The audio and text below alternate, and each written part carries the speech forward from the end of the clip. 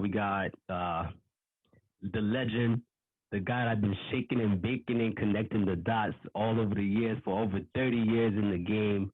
Mr. Steve Lobel is in the game right now. Shout out to Steve Lobel. Steve Lobel, how are you doing, man? I'm blessed, man. I just want to say thank you for everybody who had some patience real quick. I know I'm a little 5 minutes late because time is life. Time is life, and I appreciate and respect everybody's time. So thank you. It's all love. It's all love. I appreciate you taking the time out your day. I know you're a busy man, like checking your Instagram. You're always doing something. Like, how do you even have time to do everything like that? It's like you all over the place. Well, when you love what you do, Yeah, you don't put a time limit on it, and definitely. anything in life, you have to love what you do. And that's the Yeah. problem with a lot of people. They want to do it for the money.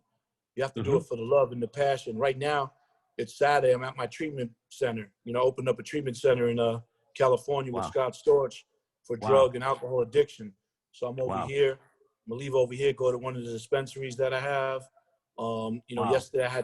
Yesterday we had a studio session.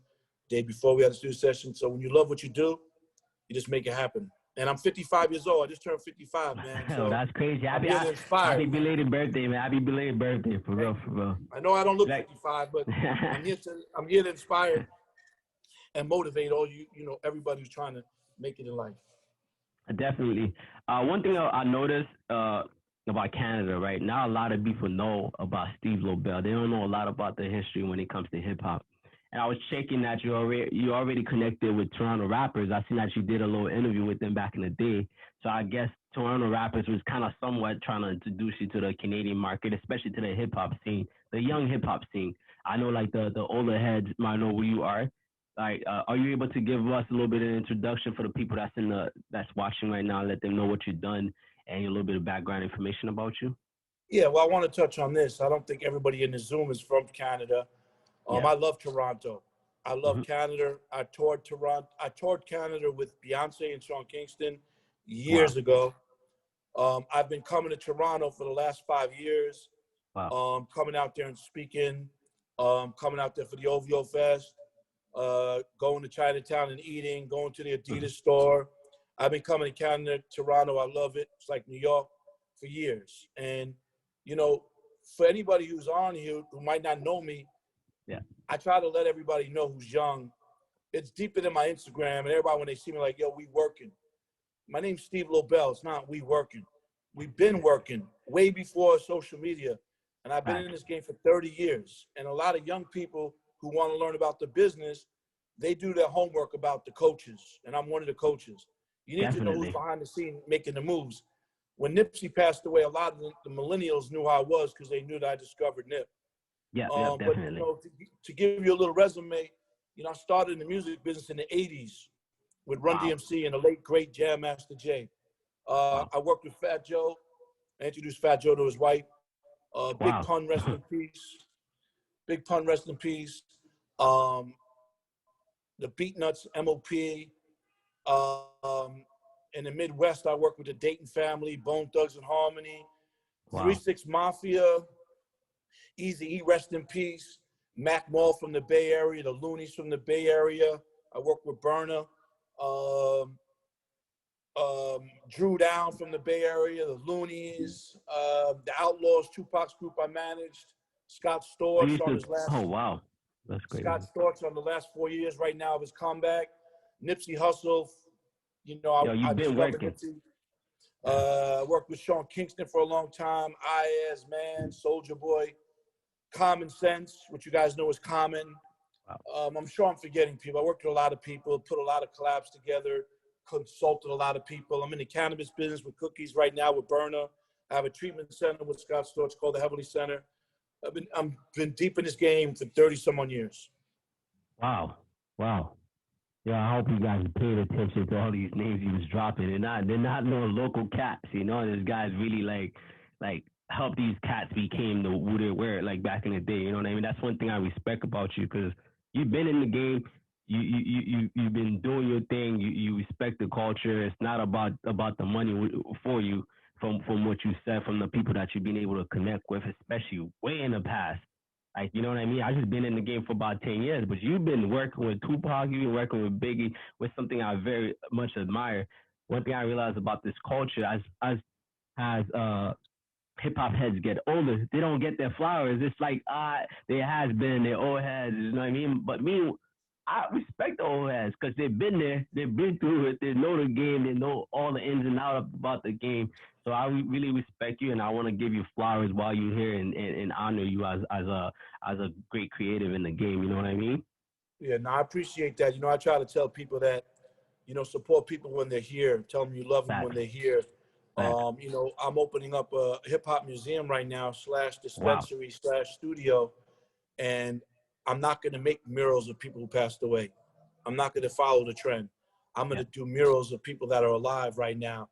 Because in this game of hip hop and this culture, we have a tendency not to show love and not salute and respect people that have done a lot for this culture until they die. And everybody runs to the gram to post pictures.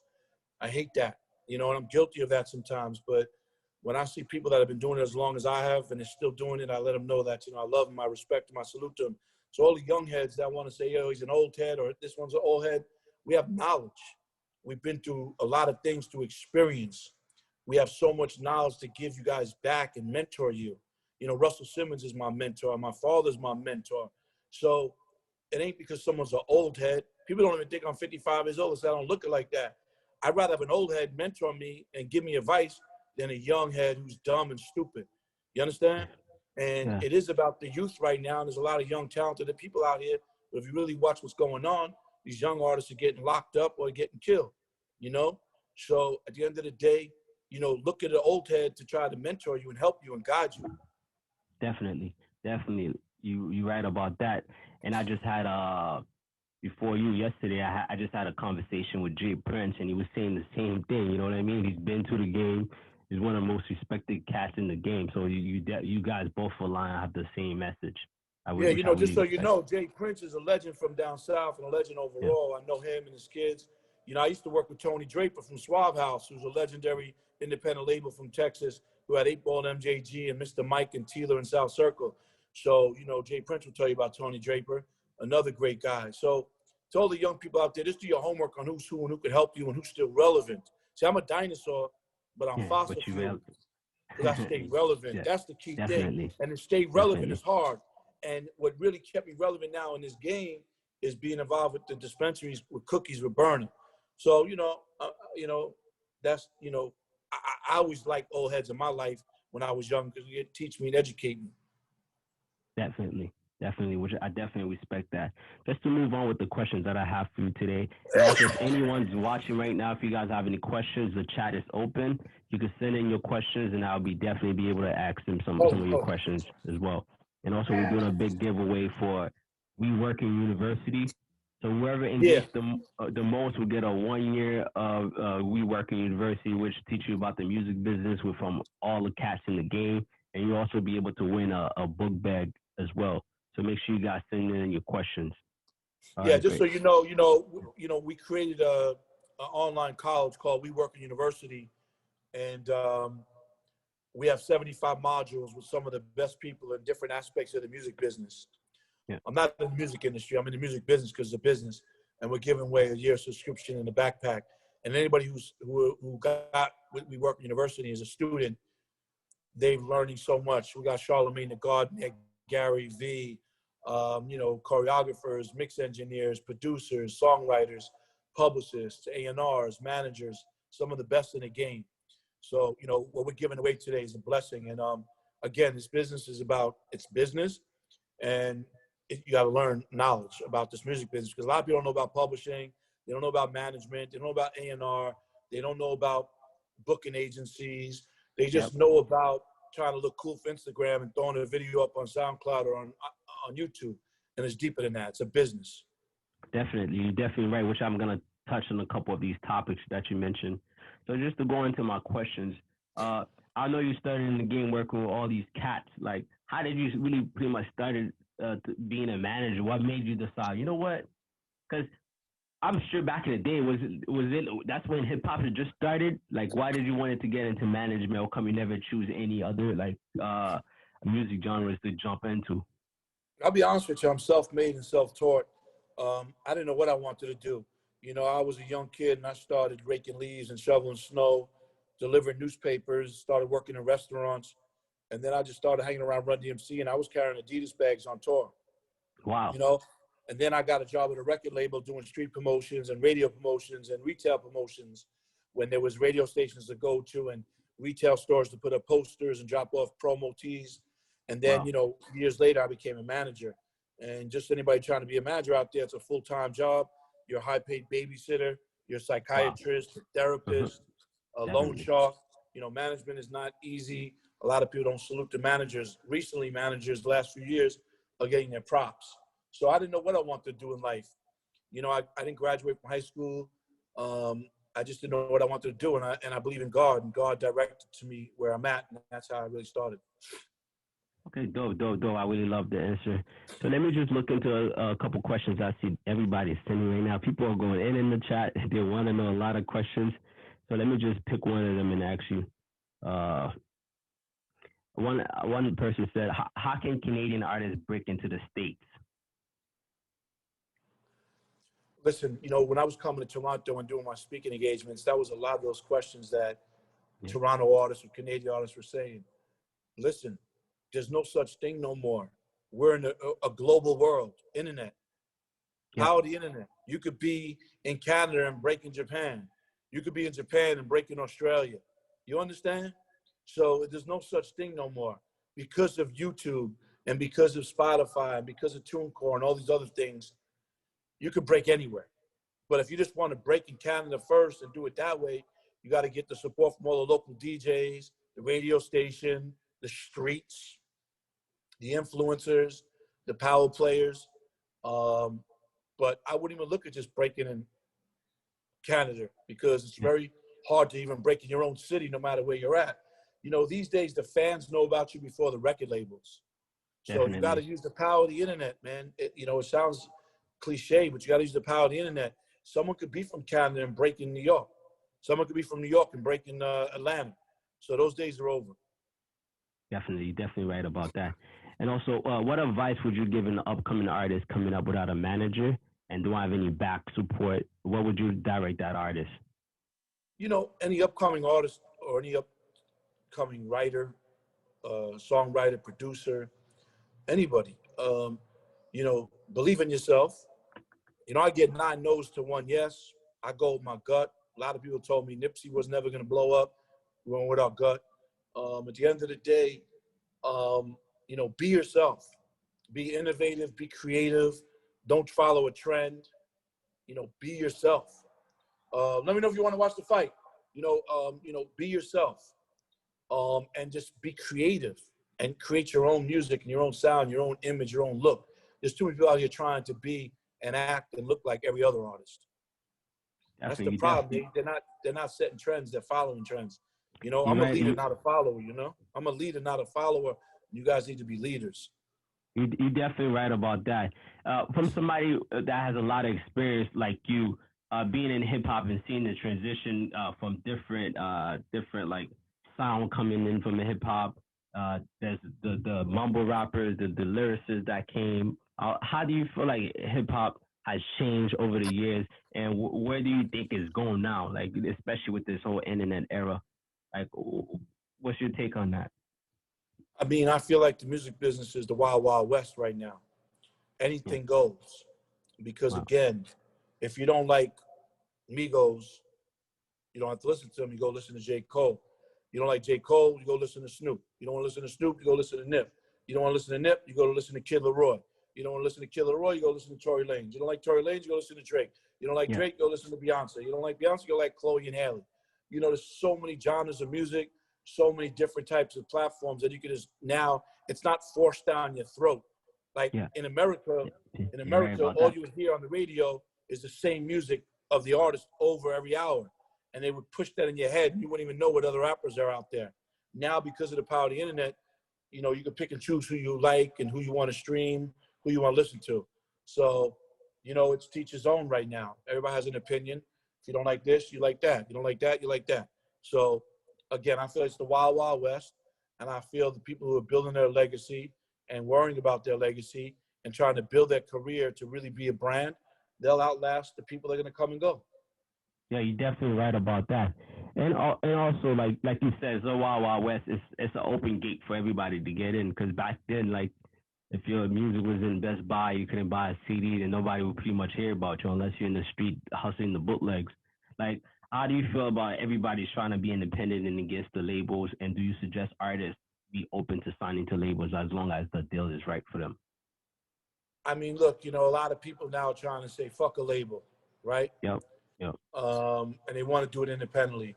But the best of the best needed the label to put the money up. Okay? Yep, you're right The about record that. company, the record label is the bank. And everybody tries to say, oh, the record company's trying to screw me or take this or take that from me. They have to take something because they're giving you the money to make you who you are. That was in the past. There's a lot of artists out here right now independently killing the game. But everybody has a team. And what team means is together everybody achieves more. And no one does it by themselves. Everybody wants to say they did it by themselves, but they didn't. If you want to go to a next level, you're going to need some capital. You're going to need some money. And that's why you need that major label push sometimes. And then what happens is a lot of artists get on the major label and then they complain and moan and they want to say, fuck the label and get dropped. And then they're independent. And then, the label has so much power, they can get you blackballed. There's a whole bunch of politics in this game that people don't get to know. It all depends on what you're trying to do and what you're trying to figure out for your end game, what your goals are. It's a gift and a curse, so to speak, being independent or being signed to a label. It's really right. what fits you. Because, there's artists that do it by themselves with their team and get it going, and then they go to a major label, and then the major label fucks it all up. Then there's artists that are doing independent, and they get to the major label, and the major label takes to the next level. So, it has to fit your format. You definitely right about that. It really all depends on the artist and which route they're trying to go into. So with streaming and things like that, like such as Spotify, pretty much taking over the whole music business, as in like I find that a lot of artists are complaining about the royalties that they're getting from some streaming platforms. They're not getting as much money as they used to get when it came to selling CDs, because they were getting like somewhat as a fraction of a penny, but now they're getting a fraction of a penny, 0.000. They're not really getting a penny anymore. So what do you feel, since you came back for you were there when it was the CD era, the vinyl era, now you go to the whole streaming era. So I feel like you went to the whole process of the physical to digital. So what difference do you see in that? Do you think there's more money in streaming than there was back then? Well, I come from vinyl, cassettes, CDs, ringtones, iTunes, and streaming, right? Yeah. I feel like every 4 or 5 years there's a new rapper, a new technology, a new athlete, a new model, a new actress. There's always something new coming every 4 or 5 years, and you have to adjust with the times. I would say the money in CDs, you have to sell 1 million records to go platinum. And you'd make a lot of money though, but it would cost a lot of money to make that album and shoot those videos and the promotion and the marketing. Now, with the streaming, it's paying what, $3,000 to $4,000 every million, but you got to stream a lot to make a lot of money, but you're spending less. So it all depends, record labels are making a lot of money right now streaming. There's a lot of independent artists that are streaming and making money. But again, if you're a new artist and you don't come from the CD and vinyl era, then, you don't know what that money was looking like. So, I was glad that I was able to experience. If I can go back in time, would I want to do that? Me personally, but a lot of these artists that are young, they don't want to do that because they don't know that. So, again, I was blessed that I was around using payphones and beepers and rolls of quarters, and now I have an iPhone. I can film everything. A lot of people are like, yo, how you have all those throwback pictures? There was no iPhone back then. There was no videos back then doing all the stuff. And I said, well, I had a disposable camera or a Polaroid. Wow. Who's that, Joe? Wow. Delivery? Oh, you're crazy. Yeah, you know what I mean? Yeah, you're definitely. So, from you being a manager, coming from like I said, from all these eras, right now, let's just say you're managing someone right now, and they rely on the streaming income to make any money from their music. what other avenues would you suggest for them to go into so they could start making some income from their music? Well, look, you know, no one ever thought that with this pandemic there'll be no live shows, right? Yeah. And to be honest with you, you know, a lot of artists lived off of live shows, walkthroughs, clubs, festivals, and now with this pandemic, you know, and I hope everybody and their families are healthy, by the way. And I'm praying for everybody through these crazy times. But a lot of artists are out here not making no money. I pivoted into different businesses myself, like because I'm a businessman. But you know, there's a lot of artists out here and management that were used to making show money and now they're not. So, you know, the best time right now to put out music would be now, and the best time to make music would be now. Okay, great. So you would tell them to focus mostly on the music then, as a manager. And there's times right now, if you're a manager and you're working for an artist, you know, to be honest with you, just try to find deals out there for your artists to do different things and be creative. Like with Scott Storch, you know, I did a deal with Splice. I'm doing a sunglass line. We did a documentary. You know, we're doing just different things. And, you know, new artists, you know, when I work with new artists, I'm just trying to find different ways to do different things for them. Again, no one thought in the music business it would wind up like it is now. We're living in some crazy times. Yeah, we are. Um, You're definitely right. and as a manager, you're only going to make money when you bring the artist money, or the artist is Yep. making money, and you Yep. you know the artist is making money. You know. You're right. You definitely right. I try to tap into the whole management as well. It's kind of hard to start off from the ground up to trying to create money opportunities for an artist. So I definitely give you credit for something like that because you're pretty much creating a whole business for the artist. It's not like the artist is making these things up. You have to use your own connects to connect the dots to make something happen. So that's definitely like admirable from somebody like you for sure. Thank you. So there's a lot of questions. I'm gonna get to you guys' questions very soon. So I got a few questions waiting from that I wanted for him to answer. Uh, as a manager, right? You pretty much somewhat like an A&R as well, because I find that, like you said in the beginning, you put a couple songs together. Do you find that as a manager when you manage an artist, uh, you try to push hits mostly, or you trying to push song that you find that gonna connect with a lot of people? Do you focus on certain things like just say, great, oh, we need a party song, we need a club song, we need a smoking song? Do you go into the studio thinking like that, or is Well, it you just you based on know, the artist flow? I was an A&R in the past, Yeah, and when you're an A&R, that's what you call artist repertoire. yeah, And you know, when I managed artists, my job was to source out collaborations and source out production from producers to bring it to the artist. Um, I feel that artists need to be creative and make what they feel, and vibe with the beat, vibe with the songwriter if they got a writer in the room or top line. You know, with Nipsey, we never really chased making music for radio.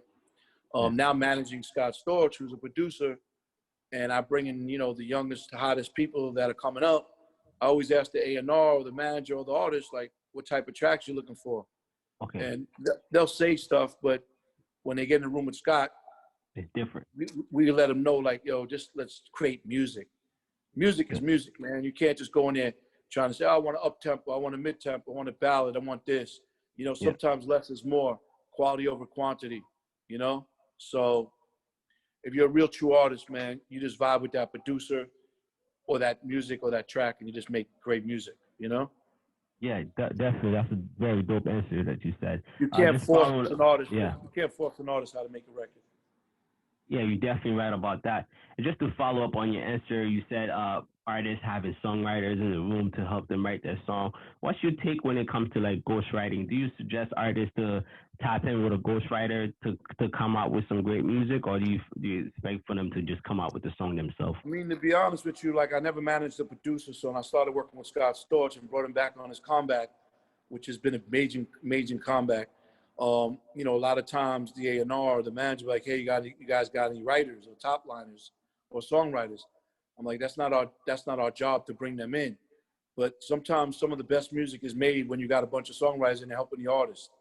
Yeah. And you know, some of your favorite rappers, you know, got some top liners doing those hooks or helping them with the Mhm. hooks. You know, Definitely right. and nothing's wrong with that, man. Songwriters are the most powerful thing in the industry, I feel, right now. And they're the ones really making them hit records. If you go to some of these big hit pop records, there's like 17 writers on a song. You Wow. understand? Yeah. So, you know, teamwork, you know, just because a rapper brought someone in to ghostwrite or even write a hook or something, you know, nothing wrong with that. As long as a hit record comes out of there or a great record, that's what counts. For me, but for a record label, you know, they're just looking for hits. They don't care if their dead grandmother wrote the song. You know what I mean? Wow. Wow. Wow. Huh. Yeah. So yeah, just, you know, it's about just making hit records in any which way you make them. So there's a lot of people out here just not artists. They're great songwriters, and they're in these sessions helping some of these artists. I wouldn't say more so with the lyrics. I would say more with the melodies and the hooks. You know, and then Yeah. there's some greats out here that don't need no top line, don't need no songwriters. But a lot of people know a lot of these pop singers don't write their stuff, and they got people writing, and there's 4 or 5 people in there writing. It's just Yeah. Yeah. facts. Okay. So the ghostwriting thing been in hip hop from the beginning of age then. I wouldn't say hip hop, you know, because when I came in hip hop, ain't no rappers had no ghostwriters or no songwriters in there. Yeah.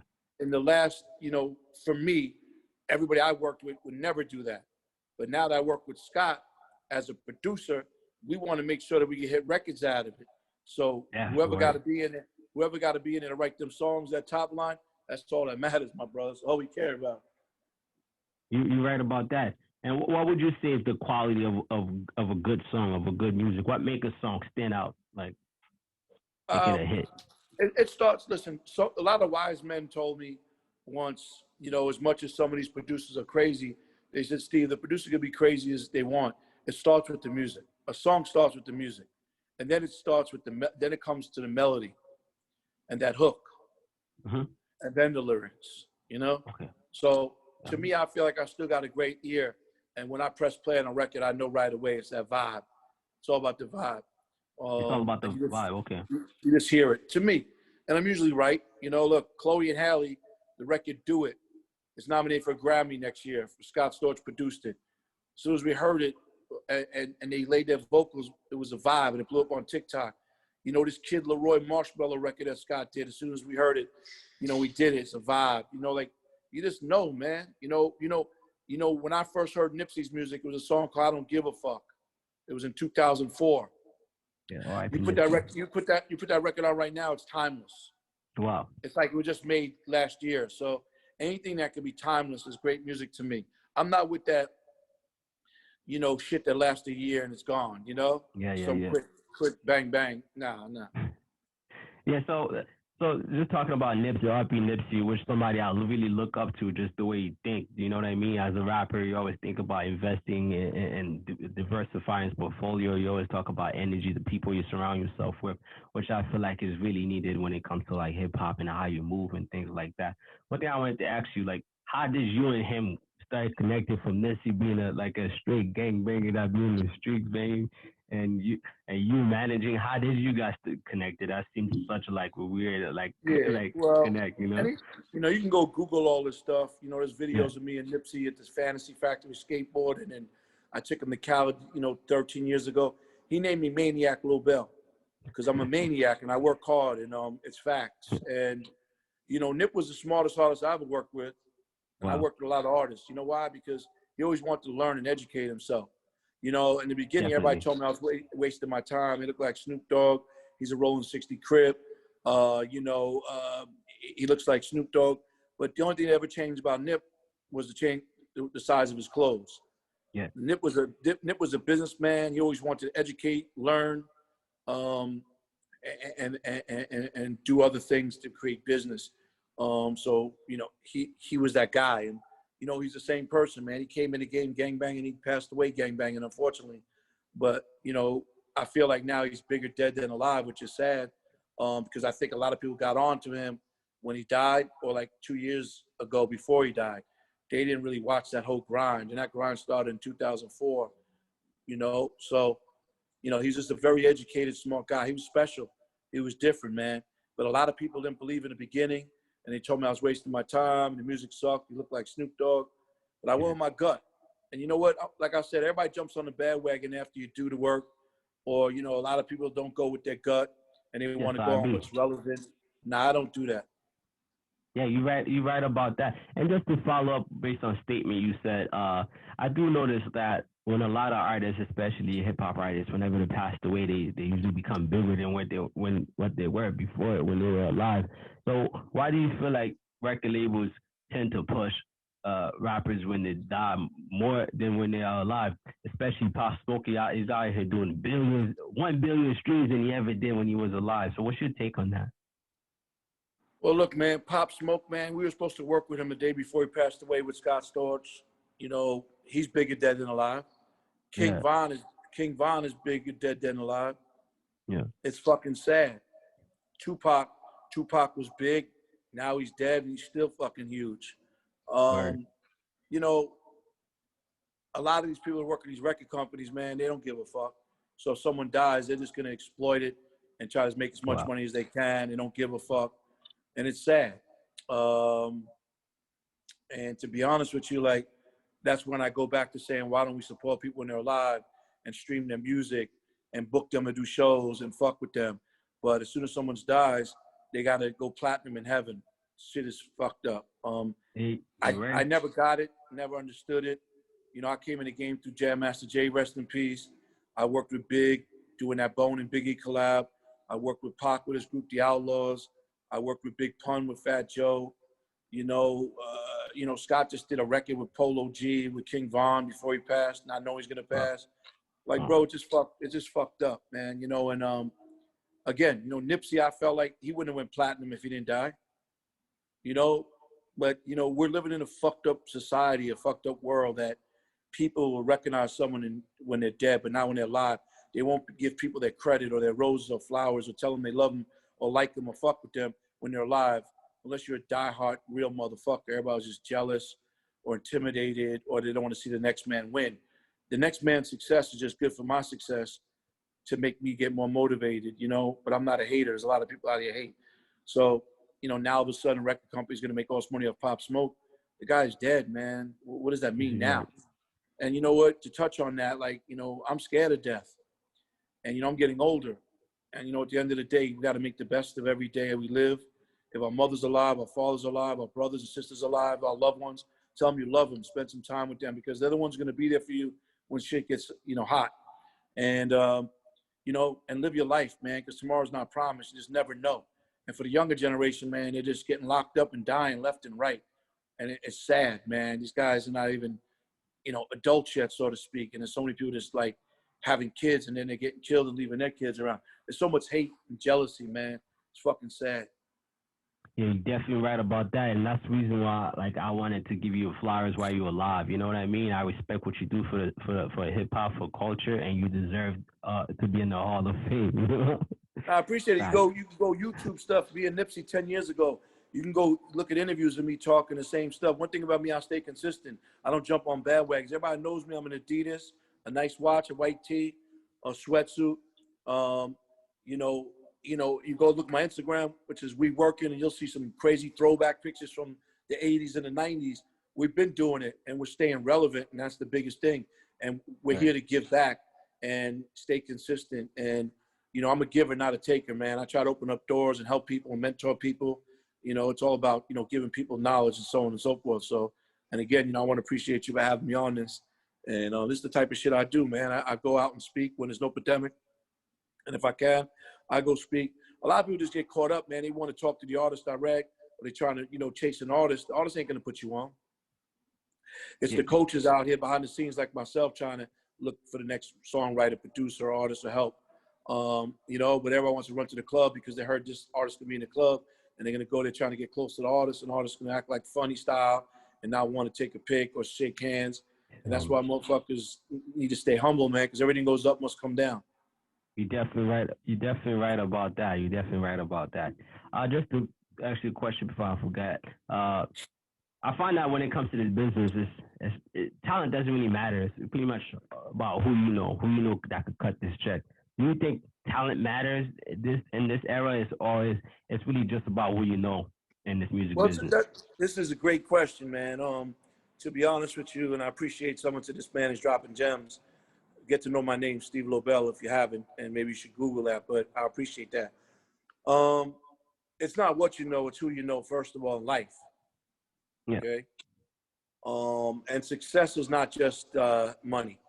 Success is, you know, getting married, having a child, graduating from college, getting your first car, getting married, getting your first gold record, getting your first platinum record, getting a record deal.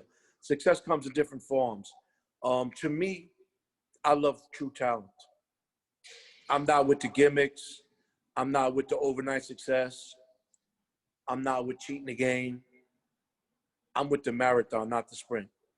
You know, and I feel like a lot of these labels are not signing artists based on talent or artist development. They're signing them on basically, you know, their streaming numbers or their views or their followers.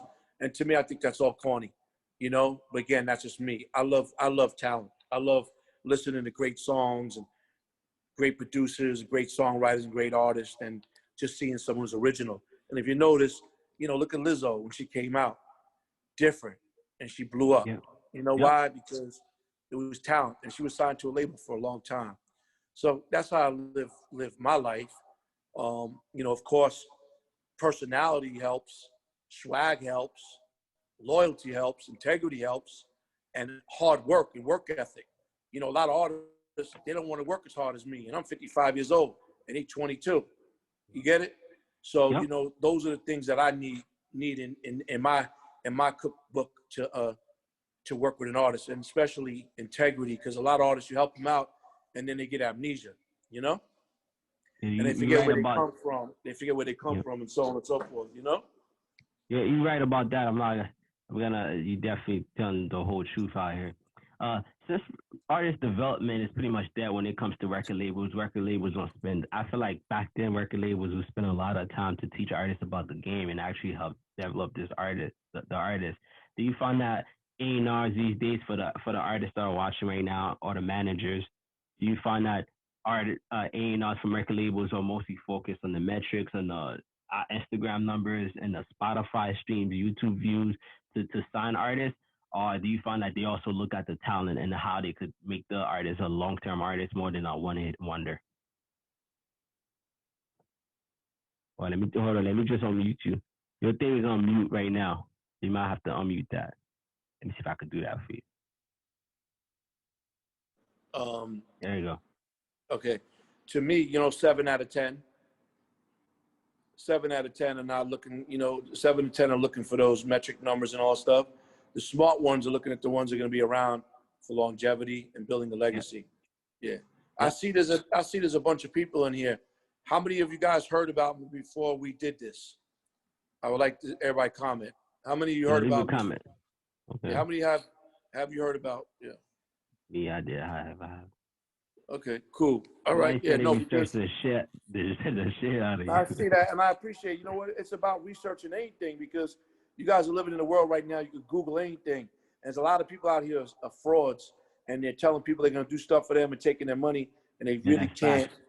And they can't really, and they really, you know, all you can do is Google some of these days and see what's gonna come up, see if it's real. You know, I've been with Bone Thugs, you know, over 20 years. You know, I was with Nip for a long time. So at the end of the day, you know, not many artists stay with managers that long and work with people. I got this good karma, man, you know? Yeah, you definitely right. You're definitely right about that. You've been in the game for a long time, and I put you in a J Prince. You and J Prince kind of like in the same boat. You guys been around with Tupac and Biggie. Just to ask you a question about old times. How was it working with Biggie and Tupac? Like, how was it back then? Well, you know, I was around Tupac, but I managed his group, the Outlaws. So I didn't really per se work with Pac, but I worked with his group, the Outlaws. You know, rest in peace to Fred Hussein. Rest in peace to Gaddafi. Shout out, you know, Napoleon, Castro, Idi Amin, and Young Noble. You know, with Big, you know, I put together the Bone and Biggie record. Notorious Thugs. There's pictures on the internet of us. You know, Biggie was a good guy. It's unfortunate what happened with him. So, you know, man, I won a Grammy with Chameleonaire and Crazy Bone called Riding Dirty. I never thought I'd win a Grammy. So you put that song together? Know, yeah, I put that song Playing Skills together. I found Playing Skills in Texas, and we did that song together. You know, I've been blessed, man. You know, I could work with a lot of other people and a lot of people that you guys might know, but I have a life too now, and I'm older, so I don't want to die working, and I want to be able to live life. But at the end of the day, you know, the reason I want to work with a lot of artists right now is because a lot of them, man, they're not who they say they are. They have no integrity, no loyalty. And, you know, with me, I probably lost a lot of millions of dollars because of my integrity, but I'd rather keep my integrity. This for me, my little man, boy, he bought me some pizza. See, he cares about me. Yeah, shout out to the guy that just bought the pizza. My man, little Joey, fly guy buddy, man. All right, So, dope. Shout out to everybody in here. I don't know where you guys from. Tell us where you guys from in the chat. What city you guys from? Because we about to do this giveaway after this conversation. You know, tell us where you guys from for sure. And also, I'm quick from question Queens, for you. man. You from I'm Queens, from huh? North. Someone said he's from from North Toronto. Hollywood, man. From North Hollywood. Jeez. Whoever's from North Hollywood, I got a treatment center in Studio City. I got a dispensary in Woodland Hills, another one in Van Nuys. But I'm from Queens. Never forget where you come from. Okay, dope. So you still right now you're in LA right now. That's where you kind of like do your businesses. So I see that you're always posting cookies and things like that. The weed line that you currently work with. So are you like a part owner, or is that a new venture that you're getting into? Yeah. You know, Burner is the CEO of Cookies, something he created, and he never had a flagship store, and I connected some dots, and we opened the first flagship cookie store in Maywood, California. Wow. And now they're starting to open Wildfire all across the country and the world. I'm involved with some. So we have Cookies Woodland Hills, where we do a lot of cool things. We just had a Mac 10 drop, a Jam Master J joint drop. We're doing some with Nikki Diamonds from Diamond Square on Friday. So I'm involved with, you know, cannabis with the cookie stores, and we're opening one in Boston and Puerto Rico, Colorado, and I got involved with that. I don't even smoke, so just pivoted, and then I'm actually right now in Studio City at my treatment center, where I have a treatment center for drug and alcohol abuse, where Scott Storch is a partner, and someone I grew up with is a partner of ours, and he's big in the business. So I pitched him an idea to open up a treatment center called the Heavenly Center using cannabis with Scott Storch. So we have that. Okay, that's dope. That's dope to hear. That's where I'm at right now. I always see you in some weed farm. I'm like, yo, this guy about to get super high right now. Now I'm keeping it real. I don't smoke, man. I don't drink. I don't do drugs. You know, I'm in my treatment center right now. When I see some of our guests, we call them guests. They said, what's your drug of choice? I said, my drug of choice is work. Work is an addiction. And also, you know, sugar. I love sweets, man. It's addiction, you know? Yeah. Definitely. Back then, I find that, which drug of choice do you find that artists used to take back in the day? Because I was listening to Noriega podcast. He said back in the day he used to pop a couple perks or whatever, maybe to get in his creative juice and things like that. Weed was always like a thing in hip hop, always like different drugs people used to take back then. You know, Hennessy destroyed a lot of hip hop lives and cost us a lot of money. Hennessy. Wow. Marijuana has always been around and still is, and it's legal. It gave everybody a creative vibe. Some people, you know, back in the days addicted to cocaine. These new kids are on perks and fentanyl. And we're helping a lot of people in our treatment center as well. But, you know, a lot of kids, these young kids out here dying, man. You definitely right about that. You know. Yeah. You're right about that. And the one thing I noticed back then, a lot of hip hop that used to come out used to be mostly like a lot of drug dealer music. But nowadays it's a lot of drug taking music. What's your take on artists doing all these drugs, drinking lean, and all kinds? Like, what's your take on all that? I mean, to each his own, man. Only God could judge, right? To be honest with you, you know, I feel bad for them, but you know, that's why a lot of people need help, man. You know, you can take the horse to the water, but you can't make it drink. You're definitely right about that. You know, You know, I try to tell a lot of artists, man, you need to get off of this, get off of that, but they want it. They're gonna have to want to get off. They're gonna want to have help. Like I said, you can't force somebody, because then they'll be like upset at you or fight back. You know. Yeah, you definitely right about that. R.I.P. to Juice, bro. That was one of my favorite artists. So R.I.P. to him for real. And so another question I want to ask you also said like you managed a couple artists. A lot of artists wasn't loyal. They didn't have any integrity and things like that. So what? How do you know if an artist is the right fit to work with you as a manager? Like, what makes you be like, oh, I want to work with this guy?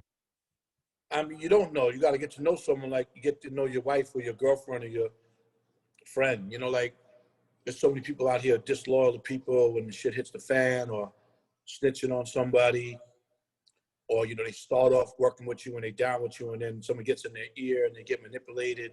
So many different things, man. It's very hard to trust, man. I really don't trust nobody. Yeah, And that's why you have to have things in contract and on paper. This is a business. And when you start talking about paperwork and lawyers, people start running. And yeah, you damn right helped as well. So, you know, you got to test people, man, and try to see if you want to work with them or not. Because, you know, you can invest yourself into somebody's career in the beginning and put up money and time is money in life. And they just get amnesia when they start blowing up, when they get people in their ears and they start, you know, doing this and doing that. And everybody wants to say, fuck this one and fuck that one. It's very hard, man. you're right about that. And also, just we're talking about a lot of artists passing away and things like that. Do you find that artists, when they sign these contracts, they should have like a clause that say, okay, in case I passed away, this person gonna receive my royalties, my mom, my family gonna receive it. Do they have these type of contracts, or should artists should have these clauses in their contracts? That's a great question. Maybe record companies should start putting like in a contract a will. Yeah, But yeah, you know what? But why would you even going to try to think that an artist is going to get signed and get killed? So it's putting negative energy out there. Um, it's fucked up because when someone dies, then all of a sudden everybody's fighting for the money or the estate and who owns what, who owns this, yeah, who owns that. yeah. It's fucked up, you know. Yeah, you definitely right about that. So at the moment, are you currently working with any artists yourself? Since you said you managing Scott Storch right now, which artists are you currently managing yourself? I mean, I'm working with some artists on a consulting tip and looking at some artists to see if I want to work with and testing the field. But right now, the music industry is, you know, it's a bad time because it's pandemic. So I'm just focusing on the things that I have going on. Okay. And I got some artists I'm working with, rather than say their names right now, that I'm looking at, um, that, you know, about to come out and blow up. I like to find stuff from the bottom up and build it and and and and just, you know, make it climb instead of just coming out and then bam. Yeah. You Yeah. know, half the work is done because I got the producer, I got the studio, Yeah. and I got the team. Okay. So Dope. yeah. Okay. While you on here right now, and a whole bunch of artists and managers are currently watching you. Are you currently looking for to work with new artists, or is it just like you kind of taking a pause from it because of the pandemic? Yeah, I'm just No, no, curious. I'd be stupid not to. I mean, I'm always looking, but it's gotta be different, man. And Yeah. nothing really makes me jump off the chair right now, you know. Okay.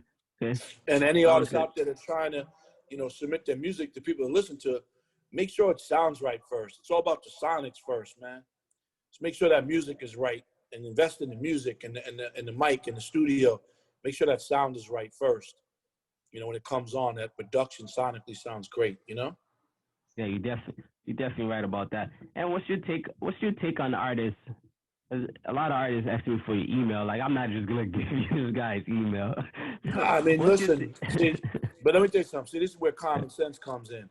yeah, Most people here don't got common sense then. yeah. Because if they seeing who I am and they follow my Instagram or check my Instagram, my email's right down my Instagram. It's right there. You could just take So, it you right know, there. like, see, like that, you got to have common sense in this game, and common sense is not common, you know? But what's your take on like artists just sending you music without you asking for it? Like a lot of artists tend to go in people's DMs and just listen to tell me your advice I'm on not this that, or I'm whatever. not that, I'm not that DM guy. That's for the younger people, right?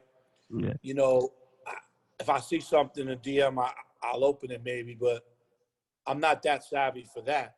But if you email me like a human being, like real business, yeah, you know, like real billionaire business people, they email. They're not in DMs. You email me like a professional and we build a relationship organically and you're not disrespectful, you're not forceful, you're not annoying. That's how most of my success has been come with people is by organically building a relationship with someone, you know? And you definitely right about that.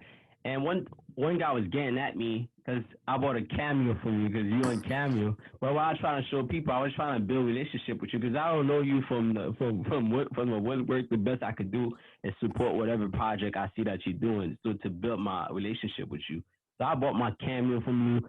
And just to show people how I built my relationship with him organically, and I also went to the music business course that I seen that you were pushing, and I bought a course as well just to support you.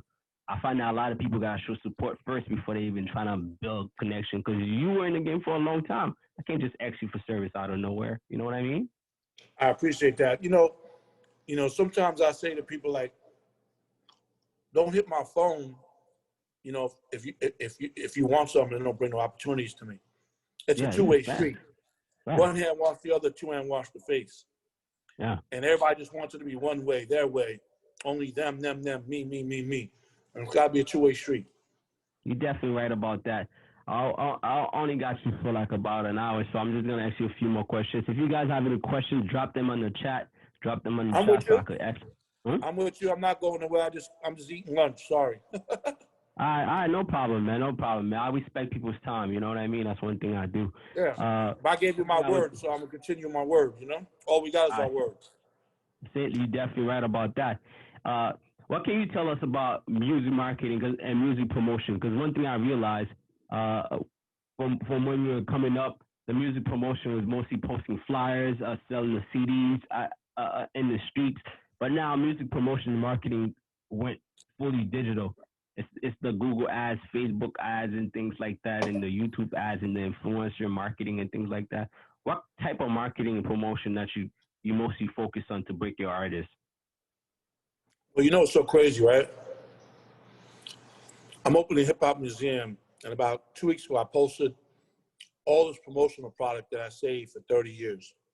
Yeah. From promotional T-shirts, cassette samplers, posters, glossies, stickers, jackets. There was so many promo things back in the days for promotion and marketing, right? Yeah. They don't even make that type of stuff no more. Yeah, you're right. Promotion and marketing right now is an Instagram post, digital marketing, talking to a blogger, having someone talk about you, blogger. So the promotion and marketing is totally different now. Yeah. Facebook ads, YouTube ads.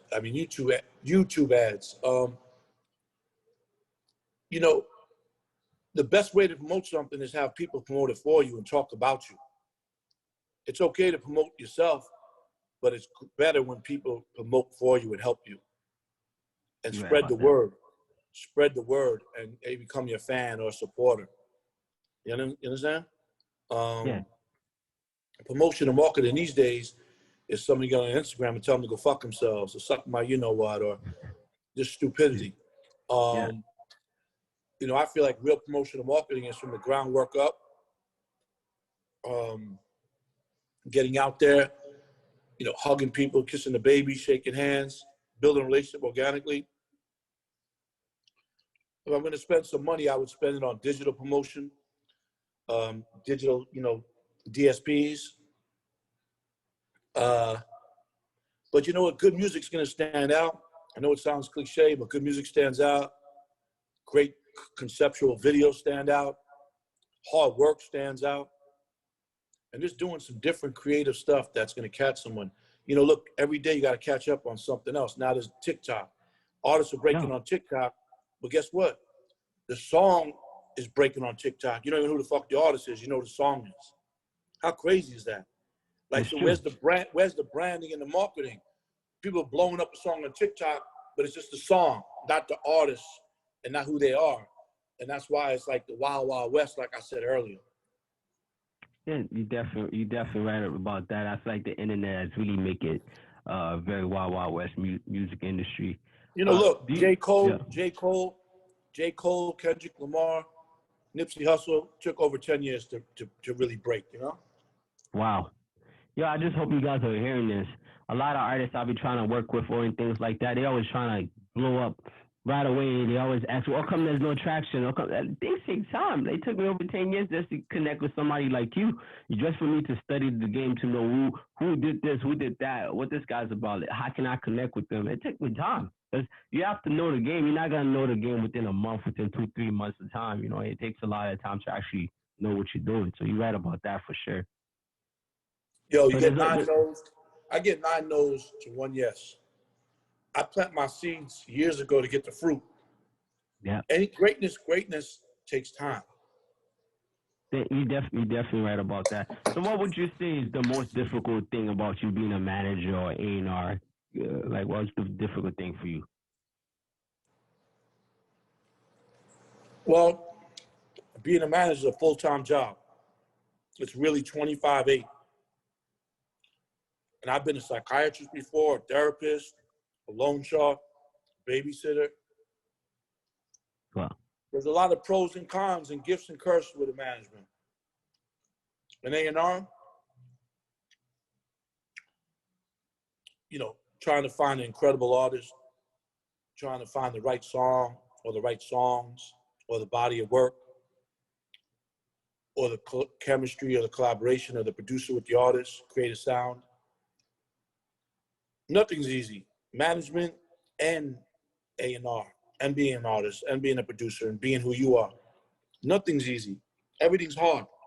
But with hard work and patience, it's going to pay off. yeah, you definitely right about that. From you working in the music industry and you work with some major budgets, especially working with Scott Storch and things like that. What's the biggest budget have you worked with? Back in the days, a video would cost $1 million. The Crossroads, Bone Thugs and Harmony Crossroads video is $1 million. Wow. A recording budget for an album, $3 million. Now shoot a video for $100. Wow. Make a song for fucking $1,000. Things are totally different. The money's not being spent no more like it used to be. Wow. And it's okay because there's different ways to make things now, right? Yeah. But at the end of the day, scared money don't make no money, and you get what you put into it. So if you really believe in yourself, you got to put money behind yourself. Yeah, you definitely But right about that. I've been involved with $1 million videos, multi-million-dollar budgets, multi-million-dollar publishing deals, multi-million-dollar concerts, venues, tours. Okay, so as somebody that work in the mainstream, I always tell a lot of artists it take more than $1,000 just to break a song. How much do you think for everyone watching right now, the managers and things like that, since a lot of people want to hit this mainstream market so bad, right? But they don't know it takes a lot more money to invest in yourself when it comes to promotion. How much do you think it takes to actually blow up a song? Well, look, mainstream, I feel like is radio. It costs a lot of money. If you notice, the artists that play on major radio stations are signed to major record labels. Yeah, you're right. Because there's a lot of money spent at radio. But to get something going and build something, 50 to 100,000. Yeah, I hope you guys are listening. Like, wow, 50 to 100,000. So, and that's just to get the ball rolling. Damn. Wow. So there's a thing called payola. So, like you said, just most of the artists that are playing on the radio are pretty much paid by the record label. Do you find it unfair that these record labels have these major budgets to pay these radio stations? I don't want to say payola. Is that a major record company hires somebody to work at their label to work radio, and their job is to strictly work radio. So all day they're calling radio stations and DJs, and they're professionally doing it. So that's why they get records played. People who are trying to get the records played who are independent, they don't stay consistent calling the radio stations and trying to get the record paid because it's not their full-time job. So that's one reason, To me, there's no payola. It's more about someone who's just working every second about the same thing. And then gifts here and there. But, a lot of artists don't even need radio no more to break. Yeah. Yeah. So do you find that, like you were saying, like these labels have people that make these calls and all these marketing things? Do you find that having a team as an artist is very important if you're trying to have a successful music career? Listen, LeBron got a team. Jay-Z got a team. Anybody who's great got a team. Together, everybody achieves more. That's what team means. There's no I in team. Okay? So you have to build a team. And you have to have a middleman. And you have to have just people working for you. If it's the guy carrying the bags, or if it's the guy pressing up the T-shirts, or if it's the engineer in the studio, or the guy making up your CDs, or the guy driving the van to get you to the show, you need all these people, you know? So at the end of the day, no one's going to win without a team. And not everybody on the team is getting paid. You know, a lot of people are doing it for the love and they believe in you. I do a lot of things for free and I get paid after the fact. I've done a lot of things with Nipsey in the beginning and didn't get paid. So, you know, it shouldn't be about the money. It should be about loving what you do and doing what you love. And then the money pays it off in the long run. Facts. Just to ask you a few questions from everybody sending questions right now. Somebody said, "How do you properly build a team?" Sorry? How do you properly build a team? I mean, it's not easy to build a right team, you know? Sometimes teams come and go. Look at basketball teams, you know, and, you know, they get, ball players get, you know, traded here, there, so on and so forth. You know, you have to, you know, bond with the team. You have to be able to trust the team and be loyal to the team and, you know, be emotionally attached to the team. You just got to be able to vibe with the team. And, you know, teams will come and go sometimes because the chemistry is not there. And that comes with taking time and figuring out the right team, you know? So, and then put the rest in God's hands to figure it out, you know? Sometimes everything's doesn't work.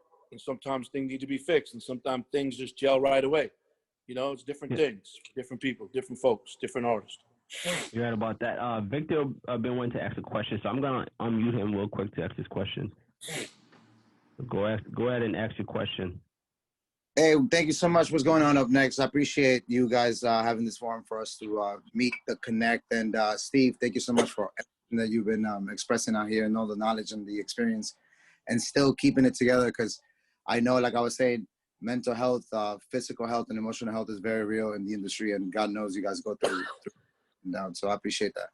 Yeah, especially, and just so you know, especially now, man, mental health, a lot of people are losing their minds, man. Mental health is the most important thing. And that's what we're teaching a lot in our treatment center about mental health. Because again, with this pandemic and people out of work and so on and so forth, is mentally breaking down. And by the way, that's a nice hoodie. I appreciate that. Thank you so much. That's what's up. Busher Productions represent. Shout out everybody that's in here. Follow the gigs. Busher Productions. They have a whole team. Check them out. You're in Brooklyn? You're in Brooklyn? Yeah, I'm in Brooklyn. I'm in Bushwick, Brooklyn. I like that. Yes, sir. We have a whole team over here. And everything you've been saying really resonates with us because we've been building that same way since 2018. We've done positive exclusivity with platforms like AudioMac. We're just increasing our numbers on Spotify because we don't believe in robotics. And I understand the industry. I understand artificial intelligence and the things that are being sold as services, the robots, the fake accounts. So we're trying to stay away from that. And it's been helping so much. And the artists are really prolific. And its quality really speaks for itself. And then after that, it's how you push it. It's how you make it out. I always say quality over quantity.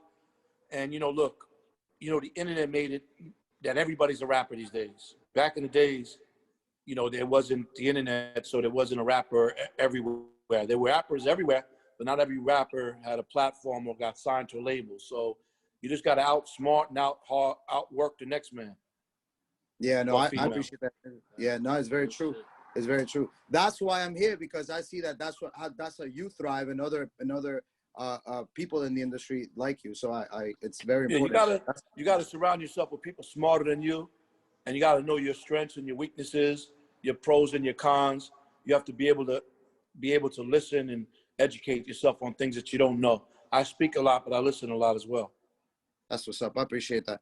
I wanted to ask you a very important question, I guess, to me and to my team.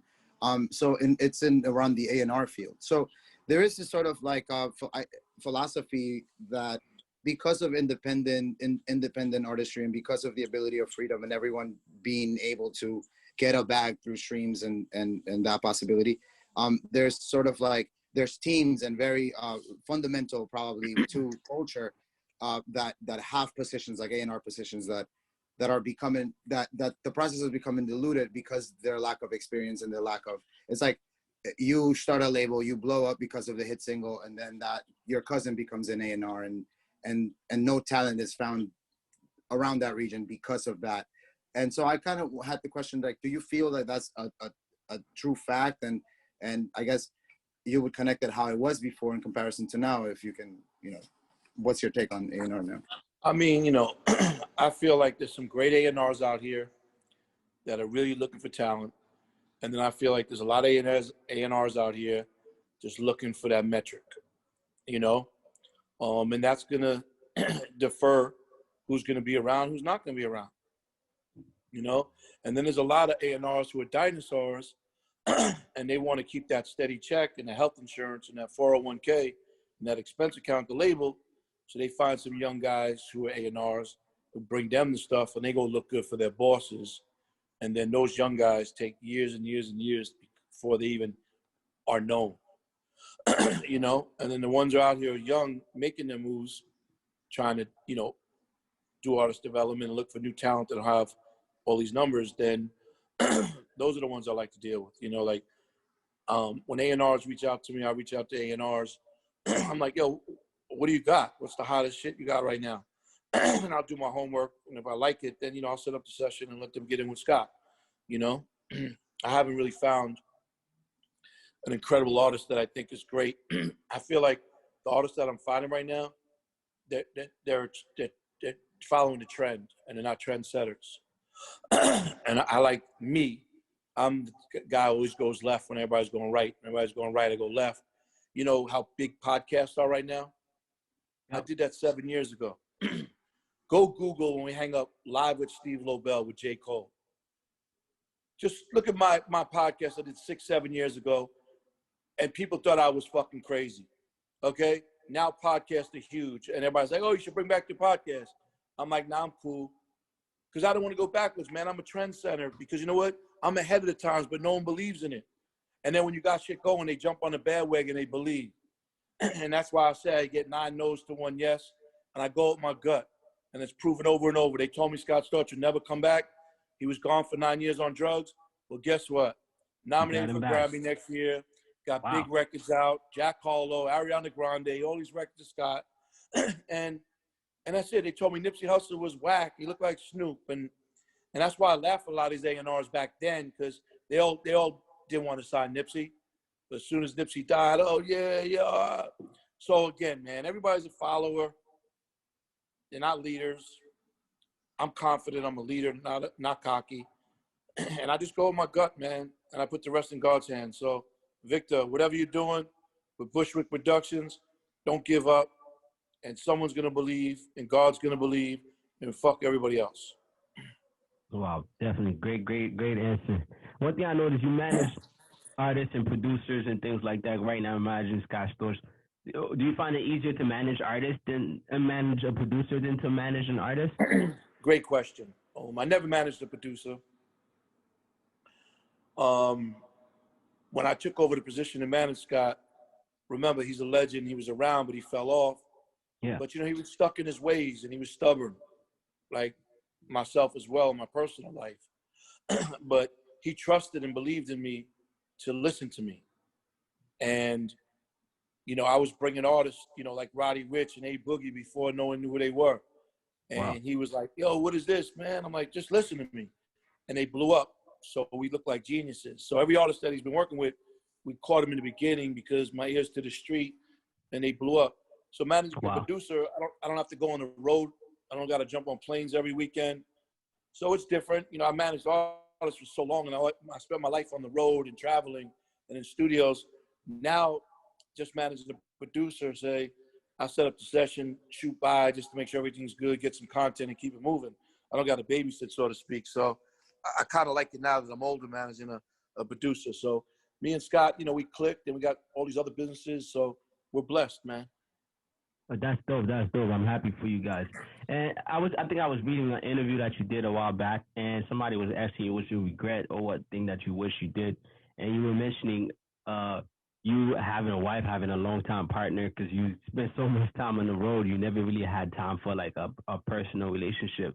I find that that's something a lot of creatives are suffering with, balancing the time when it comes to their career, their music career, or whatever creative things they're doing. What's your suggestion on that? What's your opinion on how artists should balance their life?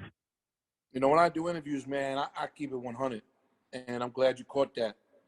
Because I had regrets about losing my mother, and I try to tell artists and people like, yo, you need to spend time with your family while they're here, and people like, yo, that's real. You know, look, I cheated myself by having children. I'm not saying I can't, but I'm 55. So if I have a kid now, I'll be 65. The kid will be 10. Motherfucking Wow. back be hurting from shit, you know? So I cheated myself on a lot of good things, man. A lot of women left my life because, you know, I would just leave them and not be on the road for a year.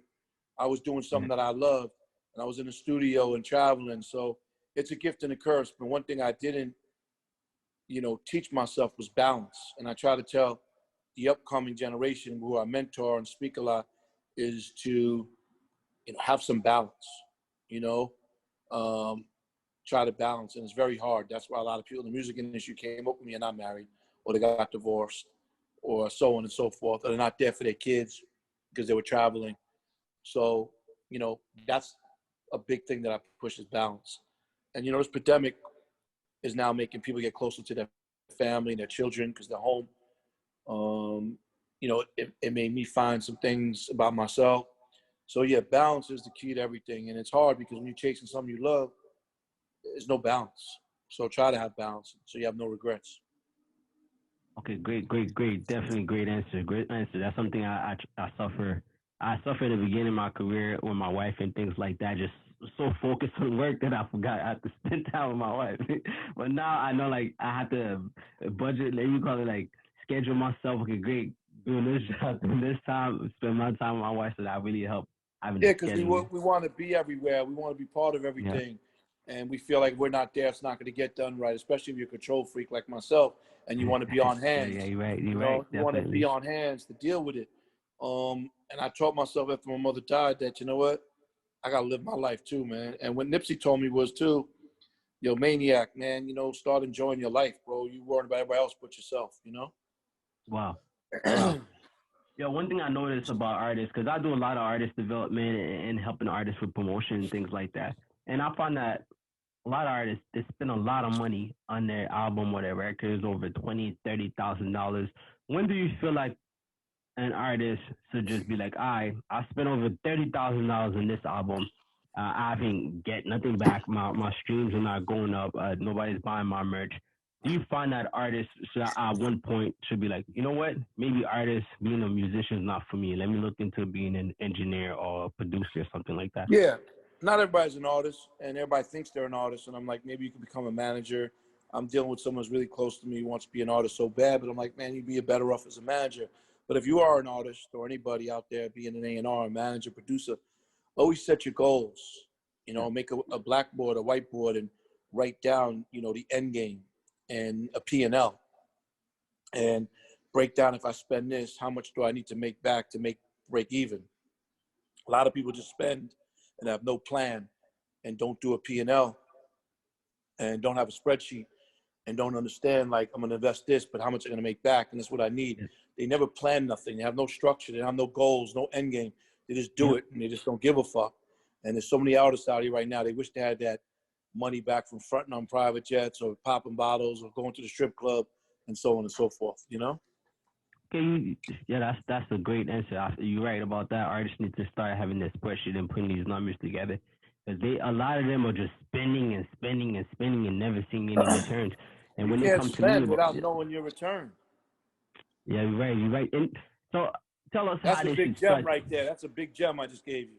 Yeah, you're right. You're right. I'm about to have to tweet that later. But what I wanted to ask you, like, before I lose my train of thought, right? Uh, So, what's your take on that? Do you find that if artists are not making any returns from their investment, they should keep going, keep investing, or should they just call it quit and just drop singles and Um, not investing too I mean, much in look, the craft? if this is your dream and you're going with your gut, you know, and God is behind you, don't stop. But, you know, revamp, revisit. and try to change some things that are not working. Sometimes things are broken, so you got to fix them. Sometimes when they're not broken, you don't fix them, and you stick getting your money. Sometimes the motherfucker shit is going so well, and they try to go fix something that don't need to be fixed, and everything falls apart. So, if things need to be fixed, fix it. If things are going well, that saying is, if it ain't broke, don't fix it. Right But don't about give that. up. Don't give up on yourself. But at the end of the day, don't just keep spending. It's to the point you got it. You're in. This is, like I said, this is a great question because this is a business. I'm in the music business. I'm not in the music industry.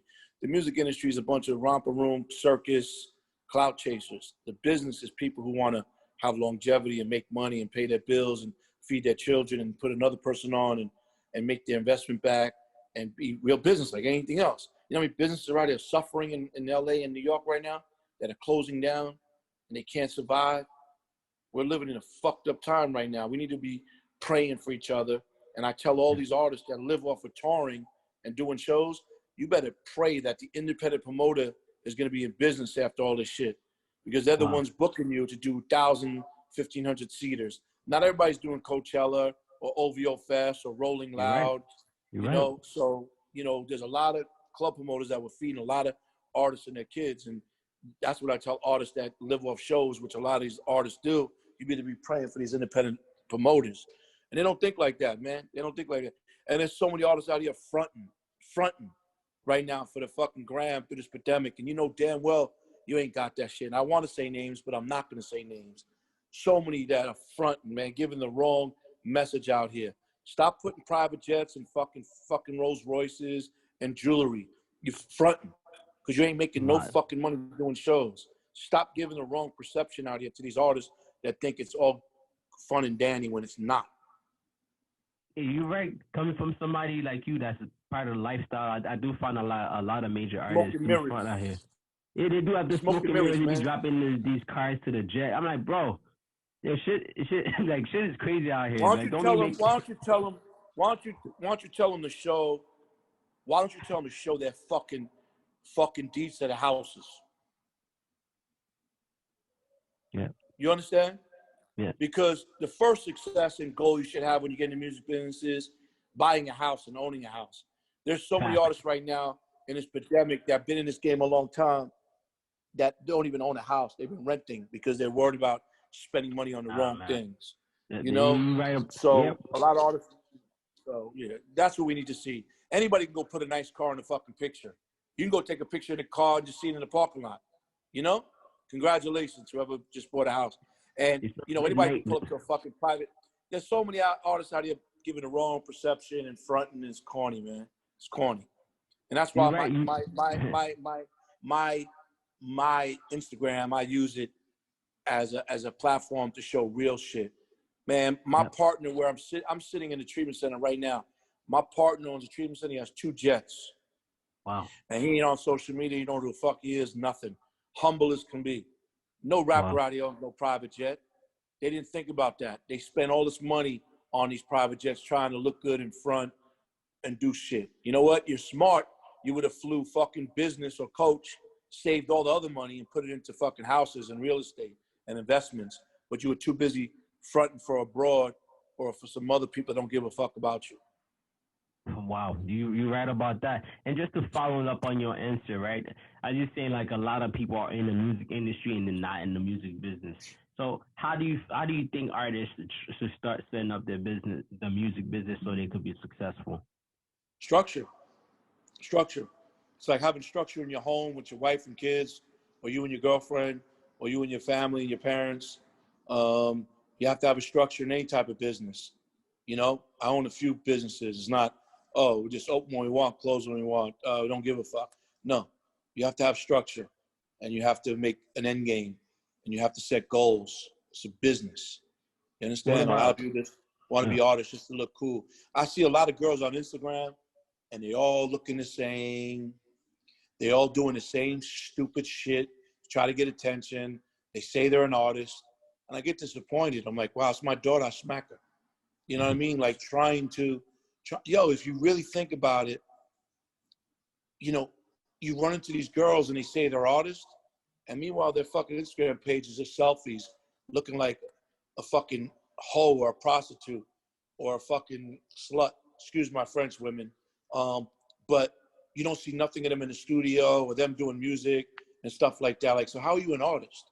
And then, you put up songs of you in the studio, you get no likes. But then you go put up, your ass and you're getting all these likes. Are you an artist or are you showing up your ass? So, like, use your social media to promote and market what you're trying to do, not to get likes and attention and clout. Shit is corny. Again, I use my social media, and I'm 55 years old. I have like 200,000 followers, but I use it, just to motivate and educate, and then teach and learn and throw some throwbacks and this and that. I just try to, be creative with mine. Again, I wasn't a guy who would ever be doing speaking engagements, and I'm the coach. I'm the guy behind the scenes. I'm not a rapper, a singer, a dancer. But you know what? I feel like people need to hear more from guys like me than just an artist who has no fucking even integrity. What was that last comment? They said, Steve, what? Steve post something and send real quotes. They say he post some real quotes. Yeah, because that's what it's about, man. I'm trying to just inspire, motivate. I'm not throwing up watches and cars and stupidity. You do a lot of motivation for sure. Yeah, because we gotta invest our time in educating and motivating the young people about real shit in life, not this corny shit, man. I want to call out so many rappers right now, but I'm not gonna say their names, man. Yeah, because they be capping out here. They be really capping. Man, really so capping.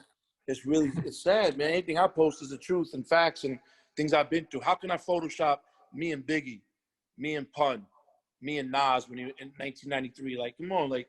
So I'm just here to motivate and inspire, man, and teach people. There's a lot of smoke and mirrors, but it disappoints me when there's females out here, and I have a great woman in my life, but they say they're artists, and you go look at their page, and it's like you look like the next chick and the next chick, and it's all stupidity, man. So, but why is that? I notice about hip hop when they come to like women artists, women rappers, and things like that, they tend to sexualize the woman artists. They tend to make them show the ass a lot more. It's not even women too. It's just guys too, trying to look the same, look like the next rapper, post the same thing and saying the same thing, and there's no creativity, man.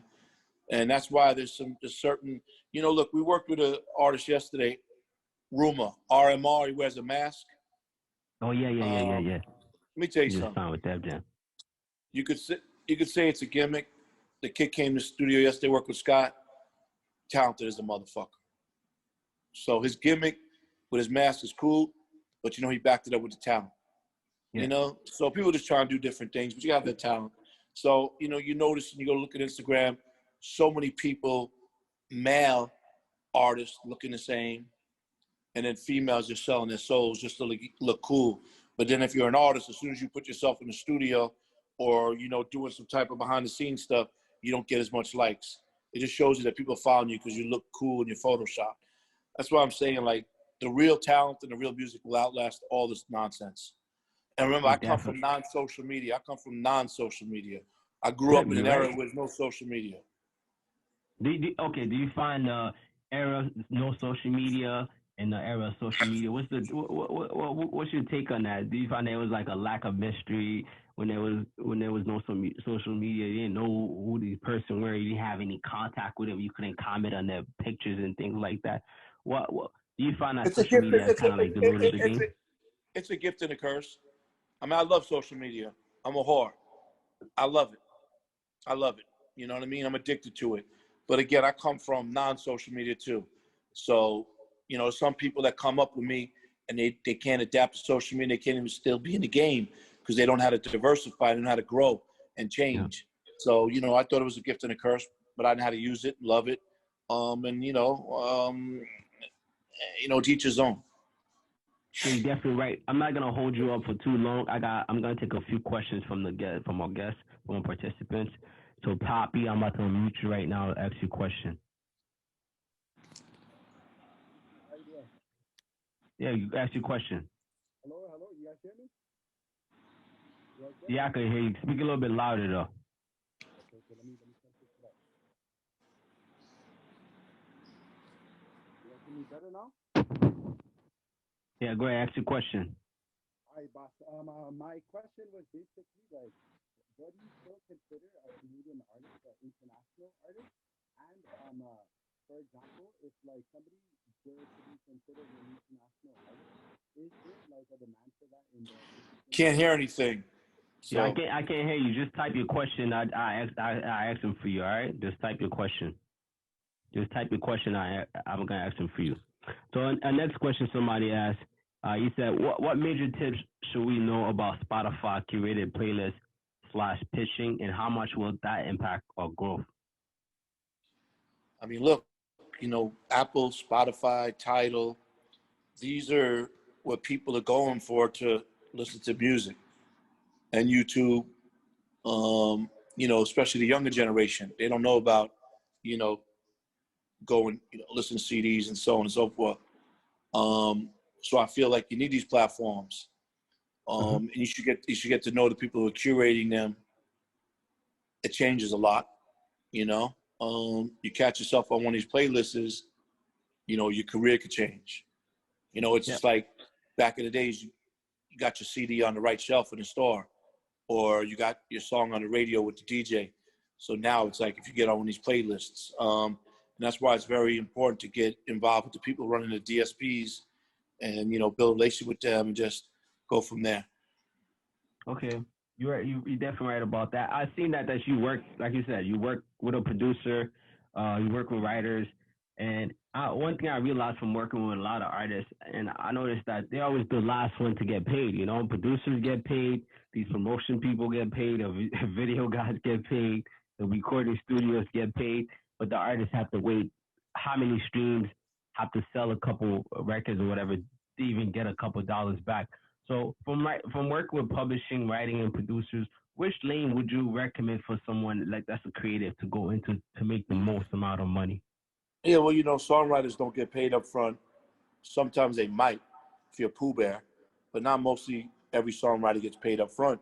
They get paid on the back end from the publishing, and that could take 2 years.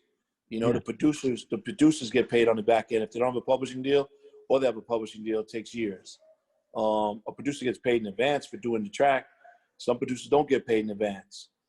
Artists got to wait years to make their money on the back end. That's why they do shows and they sell merch and they try to do endorsement deals. So everybody thinks that you make the money overnight, and it doesn't happen like that.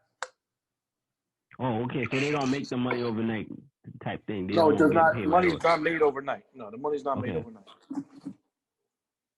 So when these artists get signed to these major deals, since you were able to kind of like lock in a couple major deals for artists, uh, like the advance is kind of like, is it part of the recruitment from the contract? Do they recoup these Yeah, advances from artists? everything's a loan. So how an artist makes money if they get signed to a record label, some of that percentage goes to the advance, and that's for their pocket. It's recoupable though, and then the rest is just be spent on making the product and the album and paying producers and promotion and marketing and the video. Wow. Okay.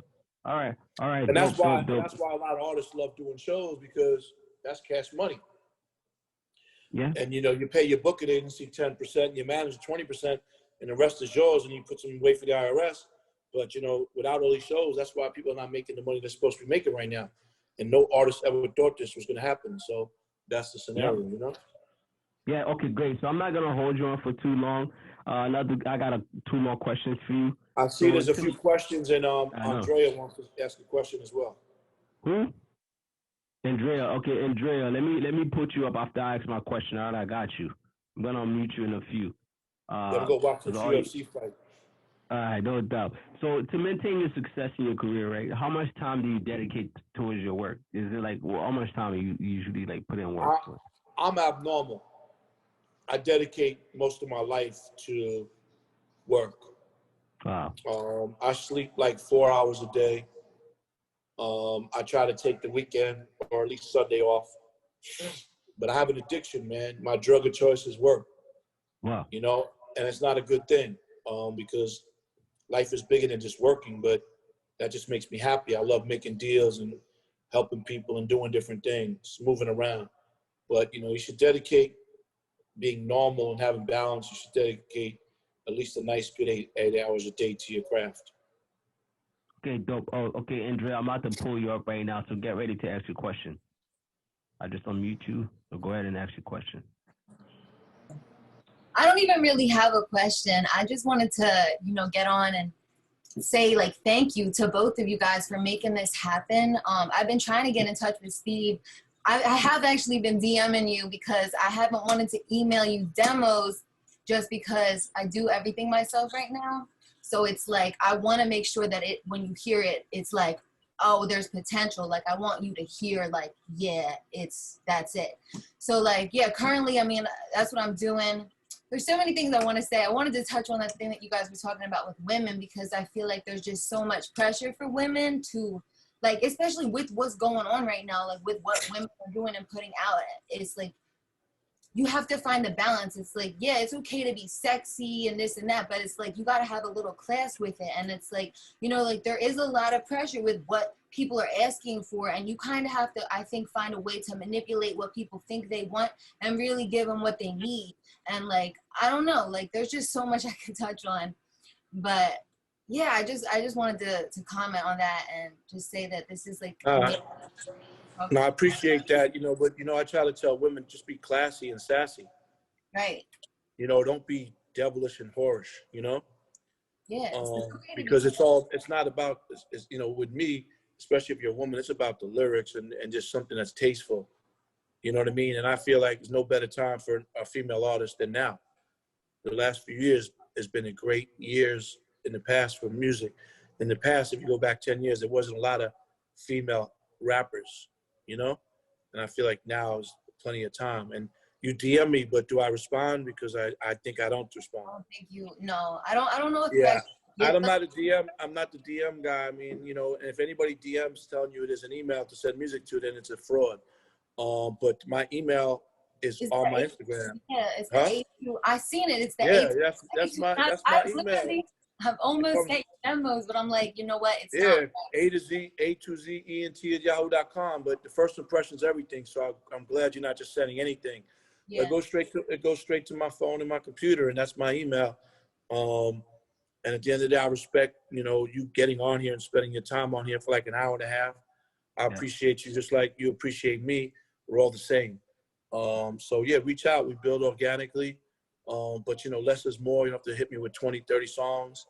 And put the rest in God's hands, to be honest with you. Definitely. Thank you. Stay healthy. Stay healthy, okay? Stay healthy and happy holidays. Same to you. Thank you. God bless. No, thank you very much for your questions. We also got a gift we have to give to one of our participants. Listen, man, I stay humble, man. Because I know everything goes up, must come down. So, is there any more questions before the gift out? You give the gift. Yeah. Last question right now. The last question I have for you is, what's your advice to everybody in here, man? What would you like to share with everyone here today? And Lewis got a question too. I mean, my advice here is to stay consistent. Okay. Never give up. Never give up. Just have some patience. You're going to have to sacrifice a lot.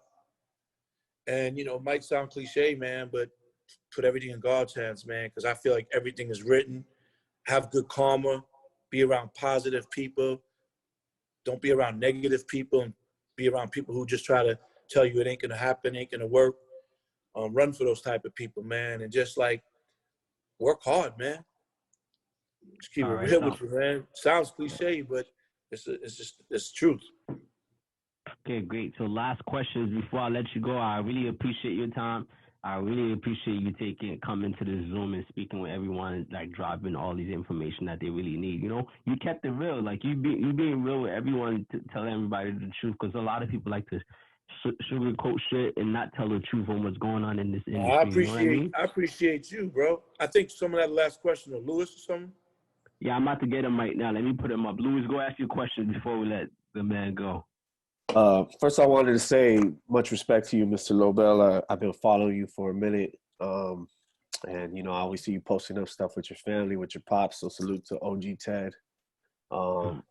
Secondly, I wanted to say, if you have any advice for, an artist who's been in it for a minute, just like you said, revamping himself, getting the music out there, getting good results.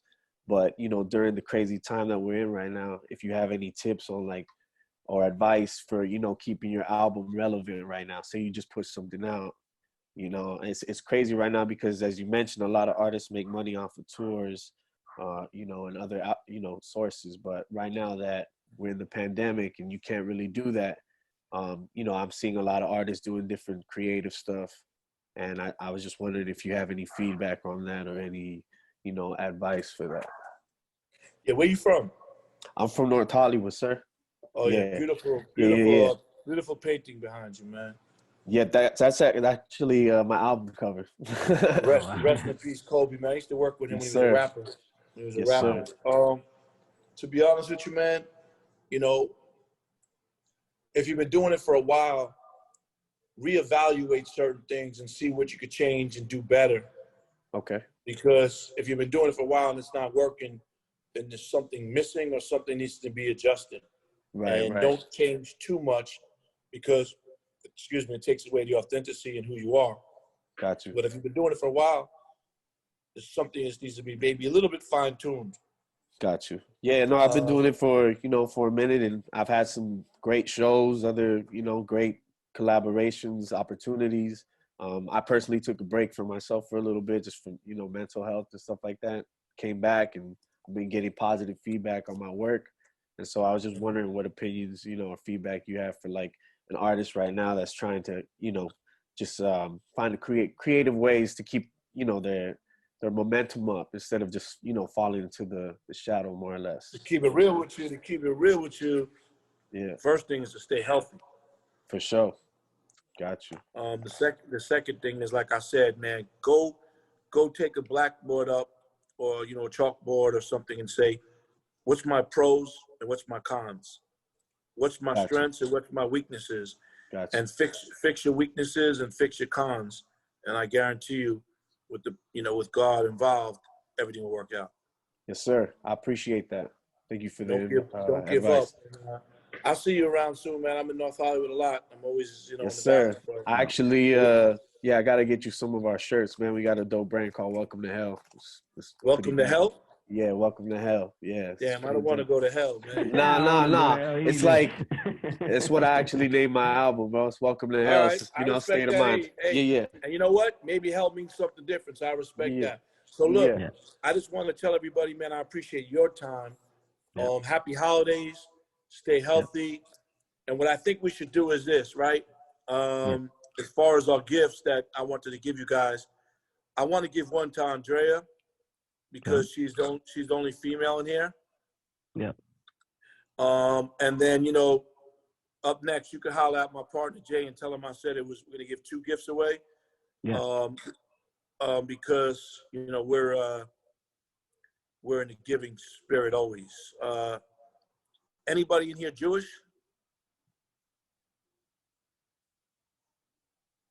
Any Jewish in here? Anybody Jewish? Somebody said part Jewish. Nah, so no one's Jewish. All right. Well, I was gonna give someone one of them for Hanukkah. Yeah, you have to be Jewish. So I would have gave one because of Hanukkah, because you know I'm Jewish. So we give one to the, you know, Andrea because she's supporting the females. Yeah. You know, look, I'm American. I'm just Jewish, but you know, I love everybody.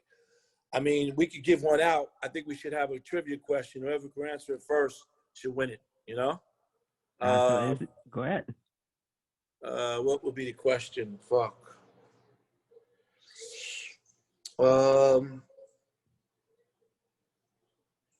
Shit. I don't know, man. What's the trivia question should be? Joe.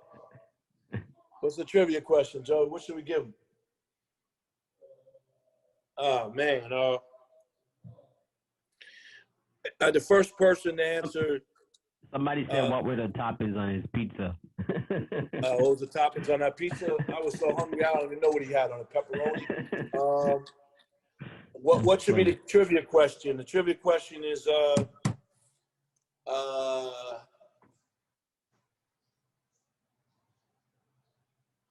all 5 members of Bone Thugs and Harmony.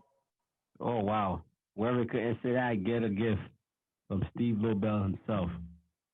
They need to know this right now, though. Type that right now in the chat right No, now. you got to put them on audio right now. Whoever the first one says they don't, the first one to say, because they're gonna Google it right now. They're gonna Google it. Or somebody just typed it out. She said, Nah. No.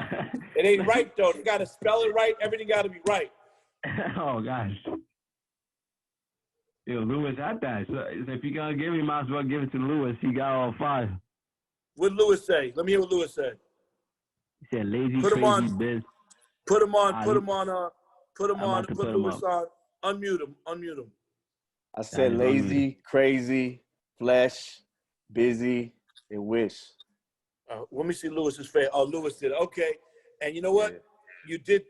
So it's Crazy Bone with a K, just so you Right. know. No, I know. I was typing quick, man. Crazy Bone, Wishbone, Flesh Bone, busy Bone, Lazy Bone. Yeah. Right. Alberta. North Hollywood won. North Hollywood won. All right. Yeah. So No. Okay, great. I got you. Make sure you DM me on Instagram. Appreciate it, man. I will DM you. Thank you, Mr. Lobel. Happy holidays. Happy Hanukkah. They said, of course, LA won. Hey, if y'all in here, y'all got to know hip hop. It doesn't matter because guess what? LA couldn't win because Bone Thugs is not from LA. Bone Thugs is from Cleveland, Ohio. Knowledge is key for sure. Remember this.